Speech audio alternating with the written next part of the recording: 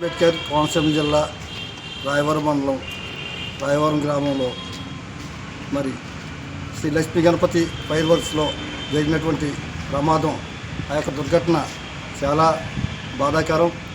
మరి అందులో మరి ఆత్మాహుతి అయినటువంటి మరో 6 ఆ తర్వాత మళ్ళీ తీవ్రంగా గాయాలపాలై తర్వాత ఇంకిద్దరు మొత్తం 80 వరకు చనిపోవడం జరిగింది.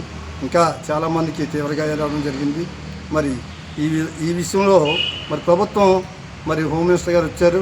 మరి హోమ్ మినిస్టర్ గారు కూడా మరి స్పందించడం బాగానే ఉంది, కానీ భరోసా అనేది క్షతగాత్రులకు కానీ మరి బాధితులు కానీ వారి భరోసా ఇవ్వలేకపోయారు.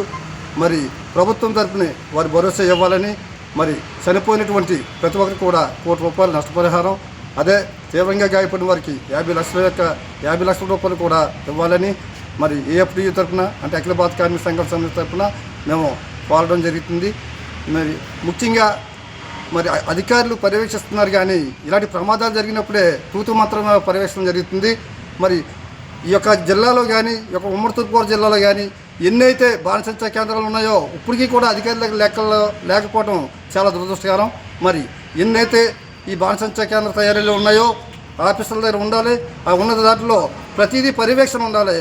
మరి కార్మికులకి ఈఎస్ఐ పిఎఫ్లో కడుతూ బీమా సౌకర్యం కల్పించాలని మా అఖిల భారత కార్మిక సంఘం తరఫున కోరడం జరుగుతుంది.